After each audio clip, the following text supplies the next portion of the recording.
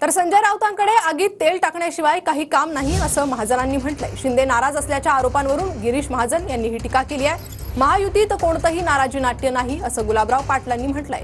शिंदे नाराज असल्याच्या प्रश्नावर गुलाबराव पाटलांनी ही प्रतिक्रिया दिली आहे।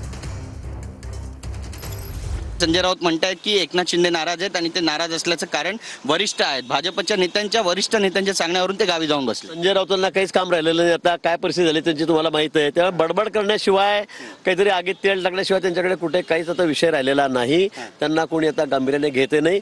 सकाळपासून वाटेल ते बोलायचं, निरर्थक बोलायचं, हाच त्यांचा उद्योग सध्या सुरू आहे। महायुती तुम्ही ठाम होतात की तुमचे खाते वाटवा निवडणुकीच्या आधी की आम्ही एकत्र लढू, मात्र जेव्हा निर्णय लागला त्यानंतर असं काय झालं की महायुतीच्या 3 नेत्यांची तोंड 3 दिशेला झाली आणि अजूनही नाराजी नाट्य आहे। काहीच नाराजी नाट्य नाहीये। शेवटी मागणी करणं आणि स्टँडिंग मुख्यमंत्र्यांनी बोलणं ही काय तोंड वाकडी करणं असं होत नाही। शेवटी त्यांच्या नेतृत्वाखाली निवडणुका लढल्या गेल्या होत्या। इच्छा प्रकट करणं काही चुकीची बाब नाहीये, पण त्याच्यानंतर त्यांनी स्वतः हा विषय सांगितला की नेतृत्व जे मान्य करेल ते मान्य करू।